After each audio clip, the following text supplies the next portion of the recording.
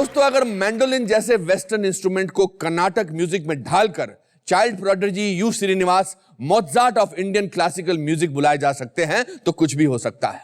अगर एक सूफी गायक नुसरत फतेह अली खान साहब मीरा के भजनों को पाकिस्तान में लोकप्रिय बना सकते हैं तो कुछ भी हो सकता है। और अगर एक दिग्गज म्यूजिक कंपोजर बीथोवन अपनी सुनने की शक्ति खोने के बावजूद सिम्फनी नंबर 9 बना सकते हैं तो वाकई में कुछ भी हो सकता है।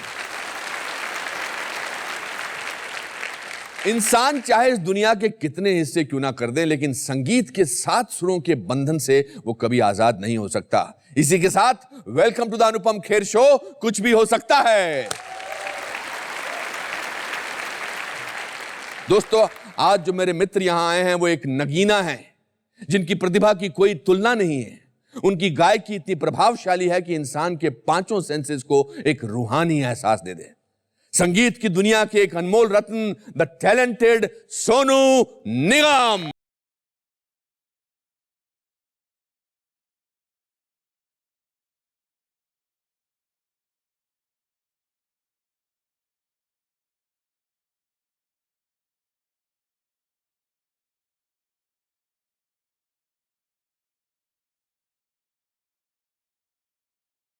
सोनू जी, बहुत हैं आपके चाहने वाले। Thank you sir.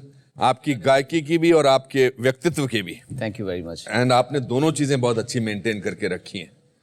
पता नहीं मेंटेन की है या नेमत समझता हूँ मैं। I think it's all matter of good Fortune. अच्छे माँ बाप मिले, अच्छे फैमिली संस्कार मिले होंगे। काफ़ी दिन तक नहीं संभाले, बाद में समझ में आए तो फिर और इम्प्रूव हुए, बेटर हुए। I feel it's a matter of good luck, good Fortune. आपका नाम सोनू जो है वो आपका निकनेम है या आपका नाम कुछ पहले और था और फिर बाद में? बड़ा अच्छा सवाल पूछा आपने। मैं मेरे पापा मम्मी को बोलता था कि आप लोगों ने मेरे नाम में थोड़ा सा एफर्ट क्यों नहीं किया। लोगों के नाम कैसे होते बड़े बड़े, आर्य प्रताप, फलाना ठिकाना, ये वो। मेरे ग्रैंडफादर का नाम दया प्रसाद निगम, पापा का आगम कुमार निगम, मेरा सोनू निगम ऐसे किसी कर दिया, आपने छोड़ दिया।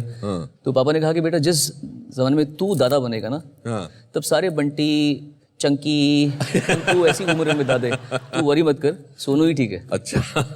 फरीदाबाद में आप पैदा हुए थे जी, एक मध्यम वर्गीय परिवार में। जी हाँ। हमारी पूरा मतलब मुंबई आने से पहले तक तो हम लोग ने बहुत अच्छा मॉडेस्ट जिंदगी जी है। कौन कौन थे आपके परिवार में? मेरे पापा, मेरी मम्मी, मेरी एक बहन मुझसे 1 साल छोटी है, एक 11.5 साल छोटी है।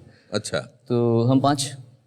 और क्या करते थे आपके फादर? एक्चुअली हम लोग कायस्थ परिवार के हैं। जी जी। सब पढ़ाई लिखाई वाली फैमिली। और पापा was the first one to deflect from administrative services to music.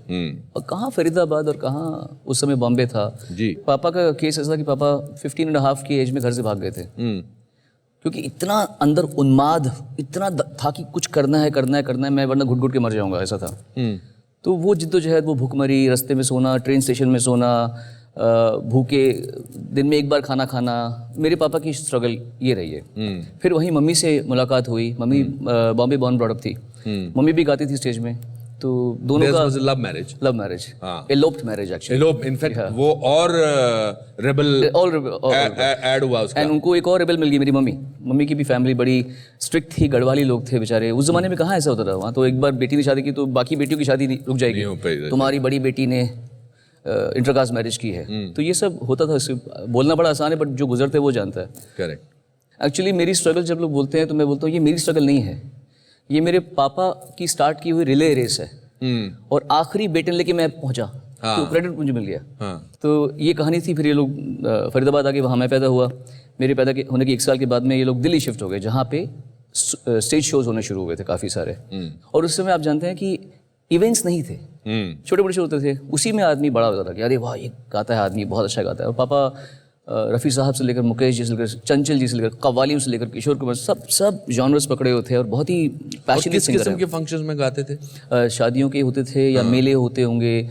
मैंने भी कितने किए, मुझे भी गाते हुए 38 ईयर्स हो जाएंगे सर। मैंने सुना 4 साल की उम्र में आपको इन्होंने स्टेज पे भेज दिया। नहीं, मैं आया, आप चले गए। ये तो डांट रहे थे मुझे ऊपर से, क्या कर रहा है क्या कर रहा है क्या कर रहा है, अपनी मेरी मम्मी को बोल रहा और आपने जो एक गाना गाया जिसकी आपको 2 लाइनें याद थी और आप गाते ही चले गए, वो ये था।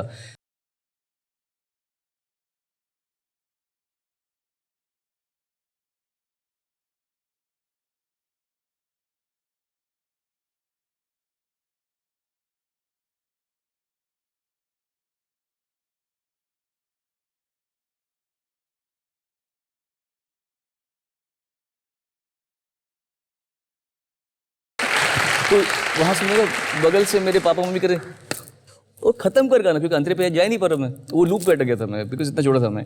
वो जो हालात थे वो क्या थे? क्योंकि मैं हमेशा जिंदगी को विजुअल्स में देखता हूँ, तो बिल्कुल आई एम श्योर दिल्ली में आप जब जा रहे होते होंगे, आप कैसे ऑटो से जाते थे या बस से जाते थे फंक्शन पे? Two wheeler. स्कूटर पे जाते थे? अच्छा। पापा चलाते थे टू व्हीलर, हाँ। और मम्मी पीछे बैठती थी और मैं उनके आगे खड़ा होता था। और मुझे राइडिंग का बहुत शौक था। हाँ। तो कभी कभी पापा मुझे खाली रास्ते में देते थे कि चल एक्सीलेटर चला ले ऐसे लेफ्ट राइट। तो वो बड़े अच्छे दिन थे, और हमारा सौभाग्य ये था कि हमारे माँ बाप ने हमें बहुत अच्छा माहौल दिया था। छुट हम अमीर नहीं थे लेकिन हम लोग खुद अपने माँ बाप के लिए कंसर्न थे। हमने कभी उनसे ऐसा नहीं बोला कि नहीं ये साइकिल चाहिए, मुझे चाहिए, जैसे आज के बच्चे करते हैं। ये तब भी करते थे हमारे दोस्त लोग, चाहिए। हमें पता था कि हमारे माँ बाप हमको बहुत प्यार करते हैं और खुददार लोग हैं, चीटिंग नहीं करने वाले, किसी से उधार नहीं मांगेंगे। कैसे लाएंगे वो? कमा तो मैं भी रहा उनके साथ में। तो हमारा आपस में एक बड़ा अच्छा छोटा सा यूनिट था। मैं अभी भी अपने आप को एक बहुत क्लोज यूनिट समझता हूँ मेरे पापा से, मेरी दोनों बहनों से। मेरी शादी हो चुकी है पर ये यूनिट अलग है। ये यूनिट अलग है, ये मेरा अलग है, मेरे माँ बाप से।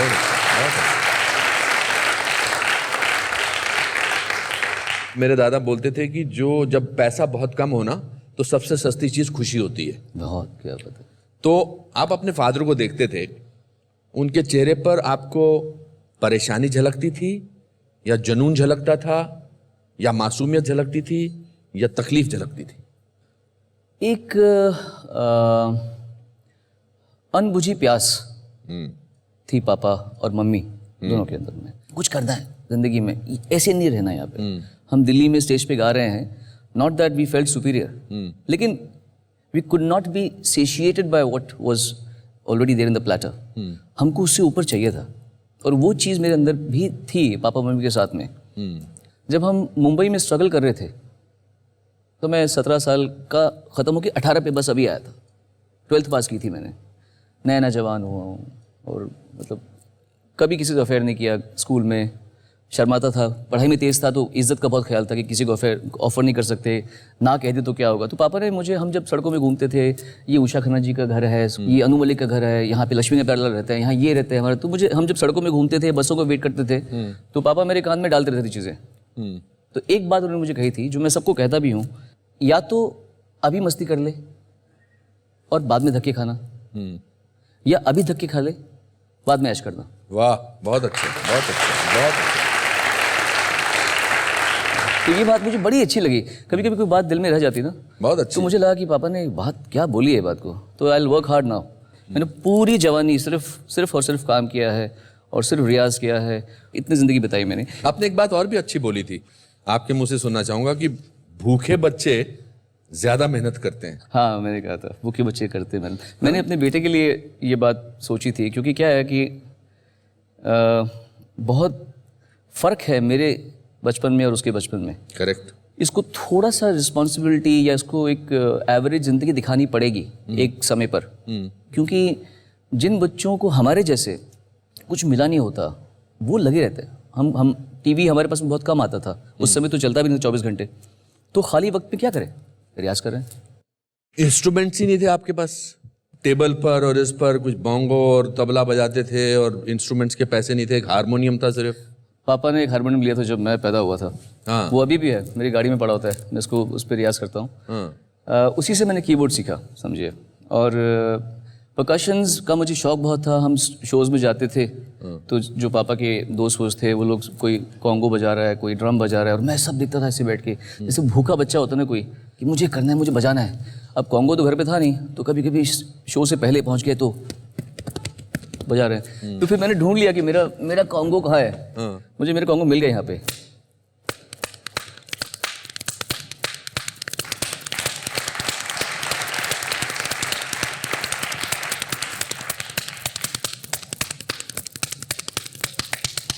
वो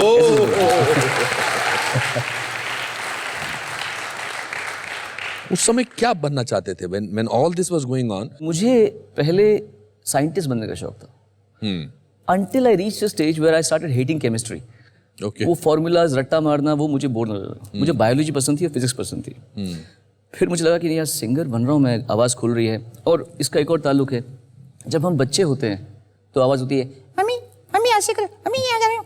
Then as men grow up, mummy mummy mummy mummy ऐसे करो, मम्मी मैं ऐसे करो, मम्मी मम्मी मम्मी।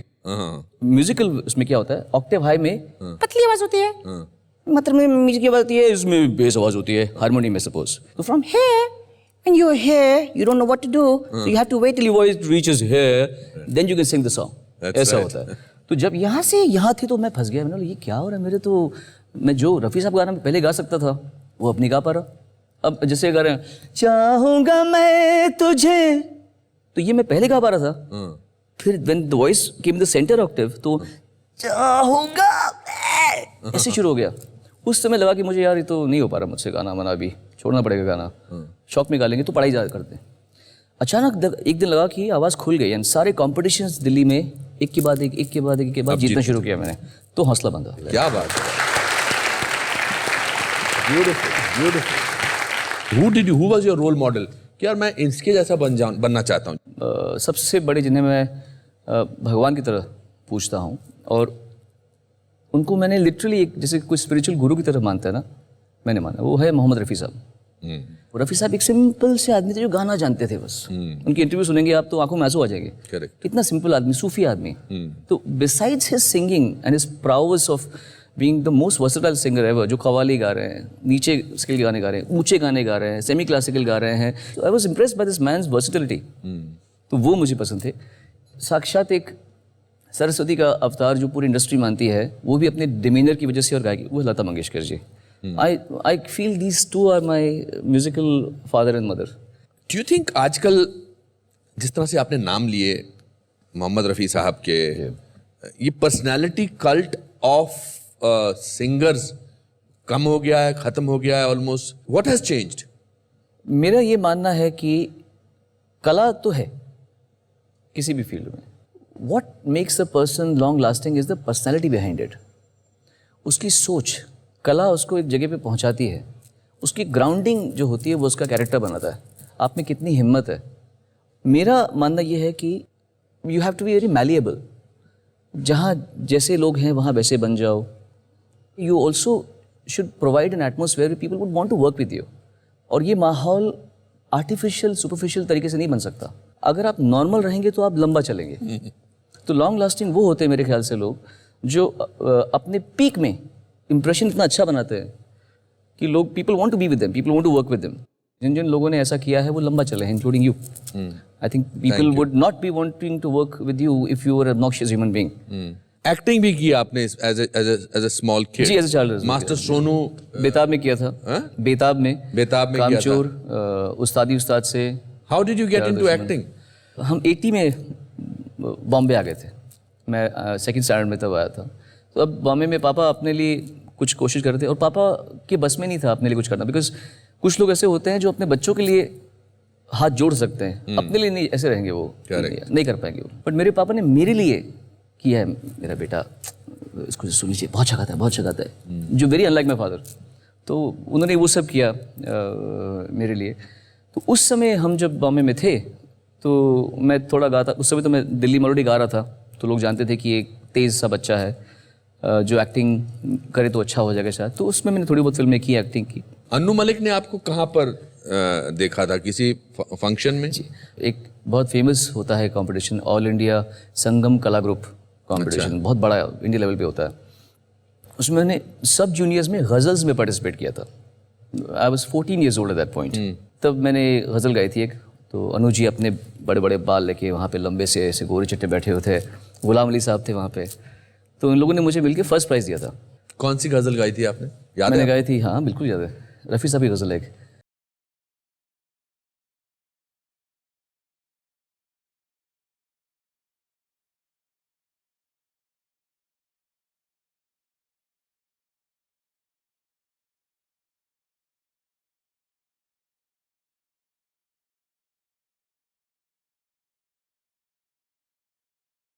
बहुत अच्छे, क्या बात है, ब्यूटीफुल ब्यूटीफुल। म्यूजिक और गायकी में इतनी शिद्दत है कि सीधा आपकी सोल पे चली जाती है। तो अभी आपने 2 लाइनें भी गाई थी, went straight to my soul. Thank you. आपके पापा लॉटरी बहुत खरीदते थे? और फिर किसी साधु के पास गए थे और उनसे कहा था यार मेरी लॉटरी कुछ ऐसा कुछ चक्कर चलाओ कि मेरी लॉटरी चल जाए, और आप उनके साथ गए थे? उन्होंने बोला कि अरे आप लॉटरी वोटरी क्या ले रहे हो, ये आपकी लॉटरी है, इसको थोड़ा बड़ा होने दो, फिर ये लॉटरी हो जाएगी। हम शो के इतने आगे बढ़ चुके हैं, पिछले इतनी देर से बात कर रहे हैं, बट आपकी बात हमारी सिर्फ आपके पिताजी की हो रही है। जी हाँ, बिल्कुल। So I think this is the biggest tribute to your father absolutely, then to your singing. बिल्कुल, मैं तो कहता हूँ हमेशा। बॉम्बे में आने के बाद what kind of struggle did you go through? Struggle चाहे बहुत लंबी ना हो, 11 साल लंबी ना हो, लेकिन इंटेंस थी। इट ऑल डिपेंड्स आप खुद कितने सेंसिटिव है ना। कुछ लोगों को थप्पड़ मार दिया तो खा लेते बेचारे, कुछ लोगों को ओए उतने में ही हर्ट हो जाते हैं। तो मैं ऐसा था कि यहाँ पे कोई भी चौकीदार आपको डांट रहा है, क्या इधर से क्या इधर क्या करते क्या इधर भागा रोज आ रहा है तो ये चल रहा है अपना, और हम लोग बोल रहे हैं आपसे तो इज्जत से बात करें तो क्या करेगा इधर क्या भाग देगा, ये टोन था सबके बात करने का। तो हम लोग ये सब क्या हो रहा है। एक और कारण था शायद कि मैं दिखने में सिंगर नहीं लगता था उनको, क्योंकि मैं छोटा बहुत था। मैं दिखने में एक्टर नहीं लगता था। मेरे साथ ये परेशानी थी, मुझे लोग बोलते थे अरे यार बाल तेरे हैं नहीं, पतला सा है, तू यहाँ एक्टर बनने आया है। ऐसे कुछ मेरे साथ भी था। कॉलेज से लड़का आया है, स्ट्रगल कर रहा है, उसको भगा दो उसको। Until someone heard my voice. Demo सुन के वो बोलते कि ये शक्ल और ये आवाज़ तो मैच नहीं करी यार आपस में, ये कहाँ से, ये इसके लंबे लंबे बाल, इतना सा मुंह, टिश्यू पेपर मुझे बोलती थी कुछ लड़कियाँ जहाँ जहाँ बिल्डिंग में रहता है, बस सो थिन। आज के लड़के लड़कियाँ जो आते हैं वो बड़े फुल एटीट्यूड में आते हैं, फुल मतलब कि hi sir can I do this, sir ये वो ऐसे, क्योंकि साधन बहुत हैं। Correct. काम नहीं मिलेगा तो इवेंट्स कर लेंगे, एक शो करेंगे 25,000 रुपये मिल जाए कम से कम। करेक्ट। हमको काम ही नहीं था उसमें, क्या करेंगे। फिर पापा ने एक और बड़ी समझदारी की बात की थी। वाह, मेरे पापा की बातें हो जा रही हैं। उन्होंने मुझे ये कहा था कि तू दिल्ली में इतने शोज कर चुका है, तू बॉम्बे में शो नहीं करेगा। मैंने बोला पापा तो आमदनी कैसे आएगी? नहीं, हम दिल्ली जाके शो करेंगे, तू बॉम्बे में शो नहीं करेगा। क्यों नहीं करेगा? अब इसका रीज़न सुनिए ज़रा। तू दिखने में अच्छा है, तू जवान है, तू यहाँ पे स्टेज शो करेगा, किसी डांसर से तेरा अफेयर हो जाएगा, किसी सिंगर से तेरा अफेयर हो जाएगा, तेरे दोस्त यार बन जाएंगे, कोई तेरे को पीना सिखा देगा, कोई तेरे को पार्टी करना सिखा देगा, तेरा ध्यान जाएगा यहाँ से। तू सिर्फ यहाँ पे स्ट्रगल करेगा, बस स्टॉप में खड़ा होगा, स्कूटर में जाएगा, अनु मलिक के ऑफिस के बाहर खड़ा हो जाएगा, टी सीरीज के ऑफिस के बाहर जाएगा, तू ये करेगा, शो हम दिल्ली में करेंगे। फैंटास्टिक। सो ही एक्चुअली प्रोटेक्टेड मी। और आप घर पे काम करते थे, अपना खुद ही बर्तन धोते थे, पोछा खटका मारते थे, और लोग कहते थे गुड लुकिंग सर्वेंट है किसी का। हम लोग जब यहीं मुंबई में मेफेयर अपार्टमेंट से वहाँ रहते थे, तो मैं झाड़ू मार रहा हूँ, पोछा मार रहा हूँ, खाने की रेसिपी मम्मी से पूछता था, तो मैं खाना बनाता था, बर्तन खुद मांजता था। तो नीचे लड़कियाँ घूमती थी ऐसे। तो बाहर एक दोस्त था जिसकी दुकान थी, अजय नाम का, तो मुझे कहते सोनू एक बार ये लड़की आई थी तो पूछ ली थी जैसे यार ये उस घर में वो गुड लुकिंग सर्वेंट कौन है जो बर्तन मांजता रहता है रात को।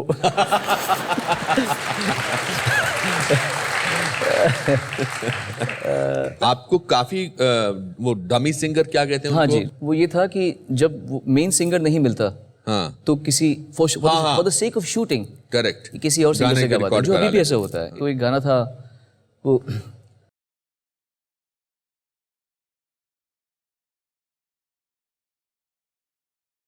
ये गाना था, कंपोजर थे अमर हल्दीपुर जी और उत्पल जी जो अब नहीं रहे, उत्पल विश्वास। मुझे मिलाया था उषा खन्ना जी ने। उषा खन्ना जी का मेरे पे बहुत बड़ा उपकार है। मगर 1942 लव स्टोरी, हाँ वो भी उसके पहले का, उसमें आपको गाने का मौका, एक लड़की को देखा तो ऐसा लगा, वो क्या हुआ था 1991 में हम लोग जब आए थे यहाँ पे, तो 92 तक कुछ नहीं हो पा रहा था हमारा। तो 92 की बिगिनिंग में हम लोग गए दिल्ली में शोज करने के लिए कि कुछ पैसा तो कमाएं, यहाँ तो खत्म हो गया था सारा पैसा। तो 2-2.5 महीने बाद वापस आए और मधुर ध्वनि एक स्टूडियो था, उसके संपत जी थे, उन्होंने मुझे बोला अरे सोनू तेरी किस्मत खराब है यार, तेरे को पंचमदा ढूंढ रहे थे यार। मैंने बोला क्या? हाँ उनकी फिल्म आ रही है कोई यार, तू जा, तू अभी जा, वहाँ रिकॉर्डिंग चल रही है फिल्म, बॉम्बे फिल्म सेंटर में रिकॉर्डिंग चल रही है। तो हम वहाँ गए, वहाँ ये जावेद साहब बैठे हुए हैं, विद्यु विनोद चोपड़ा बैठे हुए हैं, पंचमदा बैठे हुए हैं। तो पंचमदा मुझसे पहले मिल चुके थे, उनको मैं बहुत पसंद था। तो उन्होंने बोला अरे अरे झाड़ू ये लड़का बहुत कमाल का है, बहुत कमाल लड़का है। तो मैं खड़ा होकर बैठ गया, क्योंकि वहाँ पे कुमार शानू जी का वेट हो रहा था। एक दिन पहले वो आए थे, विद्दू जी ने उनको भगा दिया था किसी वजह से, तो हमें उम्मीद थी कि वो नहीं आएंगे, तो मैं गा दूंगा, ऐसे कुछ हो गया। फिर अचानक शोर मचा, शानू आ गए। देखा तो आया, बोला दादा बोलो दादा क्या अभी चलो करें दादा रिकॉर्डिंग करें। अरे मैंने बोला अपना चांस गया। तकलीफ हुई थी उस दिन जिस दिन शानू साहब पहुंच गए थे? नहीं, मुझे तकलीफ उसके बाद में हुई थी। वो जो गाना मैं आपको कह रहा था आग लगे सावन को, तो उसके बाद मैंने एक और गाना डबी गाया था, और फिर काम ही नहीं बन रहा था हमारा। काम ही नहीं है, वेट किया जा रहा है, एक दिन हफ्ता महीना बीत गया, 2 महीने 3 महीने 4 महीने 5 महीने, it was very slow, life was too slow at that point. तो बड़ी उम्मीद से एक बार मैं सुदीप स्टूडियो में गया टी सीरीज़ के, और मैंने वहाँ से पूछा उनसे कि मेरा गाना जो 2 शूटिंग हुए थे, तो भाई मिश्रा जी रिकॉर्डिस्ट थे जो मर गए बेचारे, वो कहते हैं बेटा वो गाना अभी डब हो गया, गाना डब हो गया। और था तो मैं बच्चा ही उस समय, मैंने बोला अच्छा ठीक है। मुझे आज तक वो दिन याद है, 2nd फ्लोर से मैं उतर रहा था, सुदीप स्टूडियो के टी सीरीज़ का स्टूडियो था खार में, 1st फ्लोर के स्टूडियो के बीच में रुका और मैं फूट के रोया, जैसे नाक निकलने में रोना होता है ना, वैसे ऐसे बोल रोया। मैं बोल रहा हूँ भगवान, इतना अच्छा गाने के बाद में भी अगर मेरा गाना नहीं रह सकता तो शायद मुझे कुछ मिलेगा नहीं अभी, ये लगता है मेरा टाइम नहीं आया अभी। मैंने उषा खन्ना जी को फ़ोन किया, मैंने उषा जी मैं आ जाऊँ, तो उषा कहती हाँ बेटे आजा बेटा। तो मैं गया उनके पास में, मुझे खूब प्यार किया, चिंता नहीं बेटा तेरा टाइम आएगा, तू बहुत अच्छा गाता है, टाइम आएगा तेरा। सो इसीलिए मेरे लिए दिल में इनकी बहुत इज्जत है, क्योंकि इन लोगों ने मुझे उस समय सर पे हाथ रखा जब मुझे अकल ही नहीं थी दुनिया की। They just actually pushed me कि आगे बढ़। ऐसे बहुत सारे लोग मिल जाते हैं जी। Which was that one song which changed your life? Fortunately, my life kept changing in different stages. I'll tell you how. My first exposure to subtle fame was अच्छा सिला दिया तूने मेरे प्यार का, यार नहीं लूट लिया घर यार का। वो जो बेवफा सनम एल्बम आई थी, उसमें वो जो गाना था वो हिट हो गया था, जिससे मेरे को थोड़े से शोज में पैसे बढ़ गए थे मेरे। पर फिल्मी गाने नहीं मुझे मिलते थे उस समय भी, तो मेरे करियर स्टार्ट नहीं होता। आई स्टार्टेड डूइंग वर्जन्स, भजन, राजस्थानी गाने, मराठी गाने, उड़िया गाने, ये गाने वो गाने खूब सारे किए, नेट प्रैक्टिस हो गई बहुत सारी मुझे। फिर समा बदला, एक म्यूजिकल चैनल शो आया था, उसने मेरी ज़िंदगी पूरी बदली। उस शो के माध्यम से मैं लोगों के घर पे पहुंचा, घर तक पहुंचा, वो मेरे लिए बहुत बड़ा चीज़ था। उसके बाद कुछ गाने आए जिन्होंने मुझे मेन स्ट्रीम फिल्म म्यूजिक में डाला। पहला था संदेश से आते हैं बॉर्डर का, जिसने मुझे लोगों को सिंसियर सिंगर बोला कि हाँ भाई सिंसियरली गाता है। इमीडिएटली 3 महीने के बाद में परदेश का ये दिल ठक दीवाना, ये संदेश से आते हैं और ये परदेश एक ही सिंगर गा रहा है। यहाँ से विश्वास बढ़ा कि यार तो इसका कुछ है, इसका कुछ एक मीटर यहाँ से वहाँ तक चलता है इसका। देन एक के बाद एक गाने आए, फिर सूरज हो मध्यम, फिर कल हो ना हो, उसने कैटapult किया, और फिर अभी मुझ में कहीं जो अभी आया। I think these are the various stages of my life. But आप one of the very few playback singers हैं जिनकी लड़कियां बहुत फैन हुई। आप शायद इजराइल कहीं गए थे कभी? मुझे लगा था कि अभी थोड़ा सा फेमस हो रहा हूँ, ठीक है, तब नया टेलीविज़न शो स्टार्ट हुआ था। मुझे नहीं पता था कि इजराइल में मेरे कोई चाहने वाले हो सकते हैं। तो मैं पीछे जा रहा था, मेरे साथ सुदेश भोसले जी थे और आगे चंकी पांडे चल रहे थे। अचानक मुझे आवाज़ आई, चंके चंके, लड़कियाँ चिल्ला रही चंकी चंकी, और मैं अपना लगेज का ट्रॉली लेके देख रहा हूँ कि ये होता है एक्टर्स यार, तो सिंगर्स को कहाँ ये सब नसीब होता है। और मैं करते जा रहा हूँ आराम से, अचानक मुझे लगा कि कुछ हड़कम मचा हुआ है आसपास। वहाँ से आवाज़ ऐसी आवाज़ आई, तो वो सब लड़कियाँ वो सारी हटके मेरे पे कूदी, और जो मुझे मज़ा आया अनुपम जी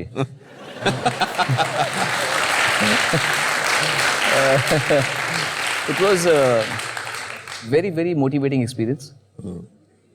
you are a great mimic. मैंने आपको एक बारी देखा था किसी फंक्शन में, आपने कुछ गायक लोगों की बहुत अच्छी ट्रिब्यूट दिया था उनको। जो लोग म्यूजिशियंस होते हैं, कि जो काम करता है उसका काम का अक्स उसके पर्सनैलिटी में आता है, काम का अक्स। आई एम श्योर जो लोग बहुत फिजिकली मुश्किल काम करते हैं वो कि ऐसे लैंग्वेज में, बॉडी लैंग्वेज में आ जाता है। वैसे जो लोग थोड़े से नज़ाकत वाला काम करते हैं उनकी लैंग्वेज में नज़ाकत भी आ जाती है। तो वैसे ही अगर कोई संगीत वाद्य को बजाने वाला कोई इंसान है, तो उसका वो वाद्य मैंने देखा है, वो उसके गले में आता है। अच्छा। जैसे सारंगी और अब नहीं रहे मरहूम उस्ताद सुल्तान खान साहब। सारंगी साज की आवाज़ है, ऐसी की आवाज़ है उसकी। तो सुल्तान खान साहब की गायकी में वो आता है।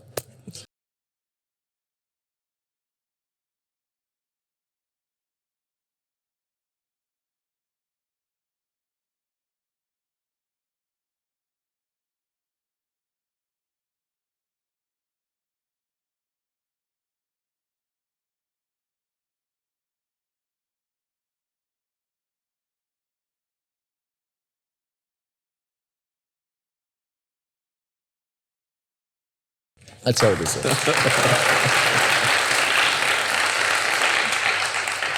मैं आपको एक बात बताऊं, और मैं आपको ये एक बड़े भाई के नाते बता रहा हूं, don't let people change you. No no no, मैं थोड़ा अंदर हो गया हूँ। हाँ, कैमरा बाहर से अंदर हो गया। मुझे भी पिछले एक दो सालों से लगा कि आप जो हैं अंदर चले गए हैं। थोड़ा वो बट व्हाई? लगा बहुत मिल लिया सबसे। देखिए, अब अपने दो आप से चीजों से होता है ऐसा, या तो लोग डिसअपॉइंट करते हैं, आप लोगों की से अपेक्षा होती है, then you feel sad and hurt, people hurt you. नहीं, ऐसा इतना नहीं हुआ होगा। और ये भी नहीं है कि हम कभी ज़िंदगी में किसी से हर्ट हुए नहीं, लेकिन हर्ट होने के बाद में ब्लेम दूसरे पे नहीं करता मैं। अपने आप को लगा कि यार कुछ तो तूने किया है गड़बड़। पहली बार इंसान पैसा देखता है, कामयाबी देखता है, थोड़ा सा दिमाग ख़राब होता ही है। हुआ होगा मेरा भी, मैंने भी देखा कि यार कहीं कहीं मैंने I have rubbed people the wrong way, कहीं कहीं मैंने I could have been kinder. एहसास तो हो गया, कम से कम अंदर से माफ़ी मांग लिया अपने आप से और उस इंसान की आत्मा से भी कि यार गलती हो गई, मैं सॉरी कर। जो मैं 15 साल 10 साल पहले कर रहा था, आज मुझे लगता है कि नहीं यार ये ठीक नहीं था। तो इसका मतलब जो मैं अब कर रहा हूँ वो मुझे 10 साल बाद कचोटेगा कि यार ये तूने गलत किया। You have to speed up your level of evolution. इसलिए मैं अंदर घुसा थोड़ा अपने आप में। सोनू, आपके बेटे बहुत टैलेंटेड है। अच्छा बच्चा है वो, टैलेंटेड तो उससे भी बहुत अच्छे बच्चे देखे हैं मैंने बहुत। He is a very good kid. मैंने भी कॉल किया उसको, वो मुझे छोटू बोलता है, मैं भी तो छोटू बोलता हूँ। अच्छा। छोटू छोटू चलता है। छोटू, हाँ छोटू, कैसे हो? मैं ठीक हूँ। क्या कर रहे हो? ऑफिस में बैठा हूँ। अरे मैं शूटिंग कर रहा हूँ। ओ घर पे कब आओगे? ये चलता है हमारा।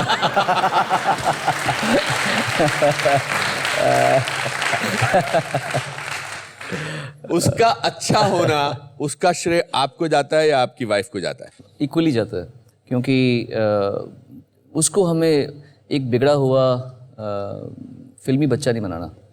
आई जस्ट थॉट कि इसको जितना हो सके थोड़ा सा प्रोटेक्टेड रखें अपना। एक बात बताइए, निवान में आप अपने फादर का क्या चाहेंगे और अपना क्या चाहेंगे? मेरे फादर का कैरेक्टर, मेरे फादर की जो एक खुदारी है वो बहुत कमाल की चीज़ है। ईमान के बड़े पक्के हैं। और सबसे बड़ी खासियत पापा में है, जो मेरे ख्याल से मुझ में भी है, वो ये है कि हम लोग सिंपलेस्ट मीन्स में जी सकते हैं। हम लोग को ये नहीं है कि अगर ये चीज़ नहीं मिली तो हमारा क्या होगा। बट पापा वैसे थोड़ा छुपे हुए रहते हैं। I am still extrovert. So that you will want both the qualities. I want him to be having both the qualities. हमारे शो में एक सेगमेंट है जिसमें हम हमारे मेहमान से पूछते हैं कि आपकी लाइफ का ऐसा कोई मोमेंट हो जिसको देखकर आपको ऐसा महसूस हो कि अगर ये हो सकता है तो लाइफ में कुछ भी हो सकता है। अरे सर, ऐसे इतने सारे लोग सिंगर बने कि सोचता हूँ अगर वो सिंगर बन सकता तो कुछ भी हो सकता है।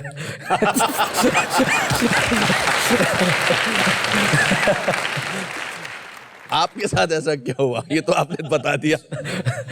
मेरे साथ में 1973, मेरे पैदा होने से पहले फरीदाबाद में पहली बार टीवी आया। मैं मम्मी के पेट में हूँ, मम्मी ने टीवी पहली बार देखा है और देखा लता मंगेशकर जी गाना गा रही हैं। और मम्मी ने देख के बोला, हाय इनकी मम्मी को कैसे लगता होगा ना कि मेरी बेटी लता मंगेशकर है, कितना मज़ा आया अगर मेरा भी ऐसा बेटा हो जाए। हर होल थॉट वाज कि मेरा बच्चा जो है पेट के अंदर, ये भी कुछ ऐसा बने जो ये जैसे इनकी माँ को लग रहा होगा वैसे मुझे भी लगे ये चीज़। और उसके कई सालों के बाद में लता जी का इंटरव्यू मैं ले रहा हूँ एक रेडियो चैनल में, और उनको मैं ये बात बता रहा हूँ। वाह। अगर आप सोचें कि ये एक छोटी सी कहानी नहीं है, ये बहुत बड़ा क्वांटम लीप है। I am very close to Lata ji, she is very close to me. हमारा व्हाट्सएप का भी रिश्ता है। अच्छा। हमारा आपस में इतना रिश्ता है कि हम लोग jokes, wonderful, Lata ji is on WhatsApp. जी मेरे साथ में जोक्स भेजती हैं मुझे, मैं उनको वीडियोस भेजता हूँ, जोक्स भेजता हूँ, तो हमारा इतना प्यार है आपस में, इतना उनका मुझे प्यार करती हैं वो। So that's a quantum leap. तो अगर वो हो सकता है तो कुछ भी हो सकता है। वाह, वाह, क्या बात है, ब्यूटीफुल। दोस्तों अब वो मौका आ गया है आप में से किसी एक को स्टेज पे बुलाने का और सोनू निगम साहब से और मुझसे बातें करने का। तो देखते हैं कौन है आज का भाग्यशाली व्यक्ति। सोनू, इसमें कुछ नाम पड़े हैं, आप उसमें से एक नाम निकालिए, वो पढ़ के सुनाइए। और टॉप में से निकालता हूँ, मतलब लोग अंदर से हाथ डालते हैं, आप ऊपर करवाते हैं, जो टॉप में पड़ा होगा। रोहन। रोहन,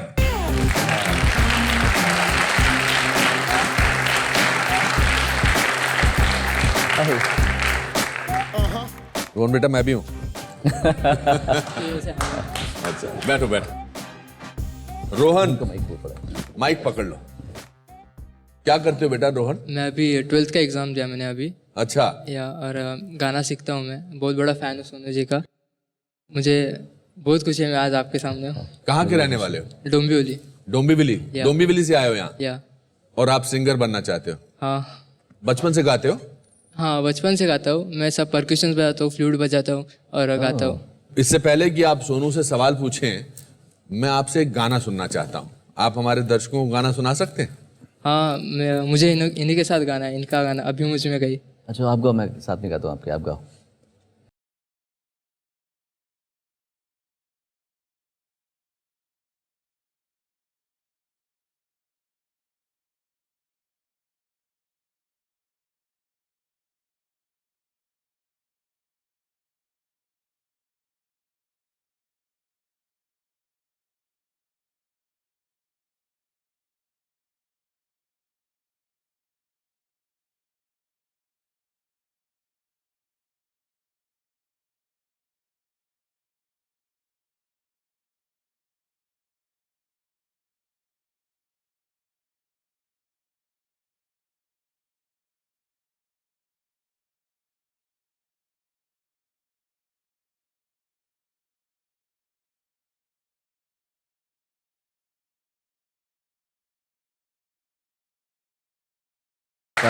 क्या बात है रोहन। देखो सपने कैसे पूरे होते हैं। क्या पूछना चाहते हो आप सोनू से? यूजुअली एक डुएट सॉन्ग के लिए मेल सिंगर और फीमेल सिंगर चाहिए होते हैं, पर आप ऐसे सिंगर हो जो फीमेल की आवाज़ भी निकाल लेते हो, तो मुझे कुछ ऐसा आपसे सुनना है।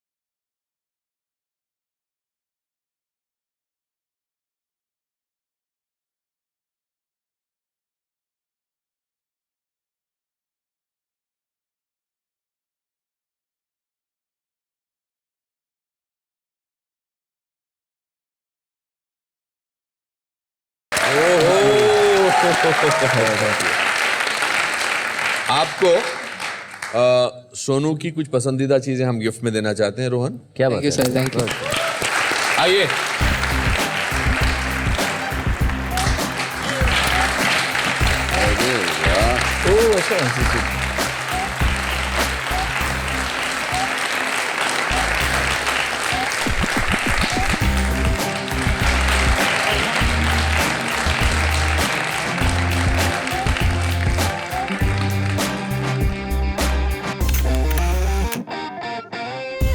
Thank you. Thank you, beta. God bless you. All the best.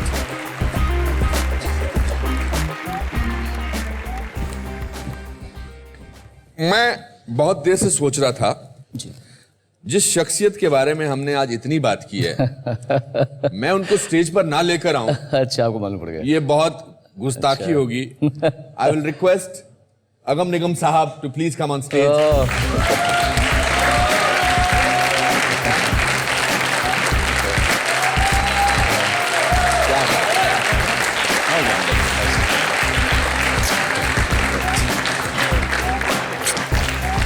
बैठिए, ये माइक लीजिए। आज के पूरे शो में 90% बातें आपके बारे में। हाँ, वही मैं सुन रहा हूँ। तो इसमें उपलब्धि आपकी नहीं है, इनकी है। क्या बनाया आपको भगवान ने? एक्चुअली ये मेरे ख्वाबों की ताबीर है। वाह। जो मैंने ख्वाब देखे थे बचपन से, तो डेस्टिनी होती है। तो मैं पूरे वो सारे नहीं कर सका, कुछ कर सका जी। तो बाकी जो ज्यादातर थे जो रह गए थे वो उसने कर दिए सब। How wonderful, how wonderful. इतना कैरेक्टर होना, इतना दृढ़ होना, ये बहुत बड़ी बात है। और जो आपने शिक्षा बच्चों को दी है, मैं उसके लिए आपका बहुत बड़ा मुरीद बन गया हूं। Thank you. आप भी गाते हैं और सोनू भी गाते हैं। और आज तक शायद बहुत सालों में ऐसा नहीं हुआ होगा टेलीविजन के इतिहास में कि आप बाप बेटे ने साथ में गाया है।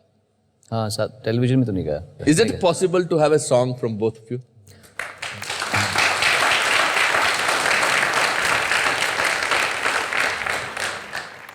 कुछ भी गा दीजिए।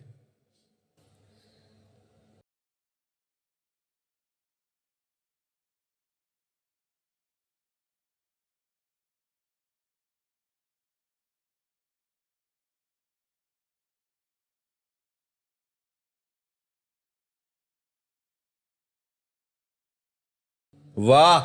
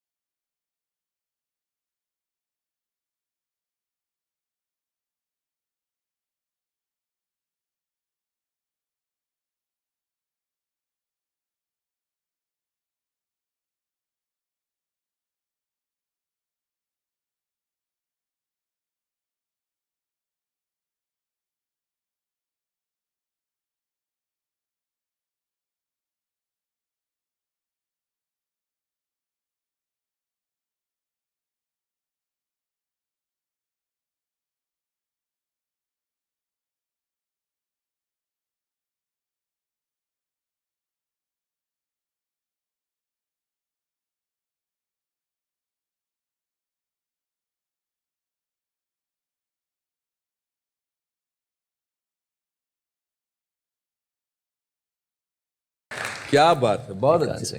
आपके घर पे बहुत सारे अवार्ड्स होंगे, बहुत सारे आपको इंटरनेशनल अवार्ड्स मिले होंगे। हमारे जितने भी जज्बात हैं हम एक इस कागज में लिख के रख देते हैं, और ये हमारी तरफ से आपके लिए तोहफा है। अगर आपके घर में ये आपके शान की शोभा बढ़ा सके तो विल बी वेरी हैप्पी। आइए, आप भी आइए।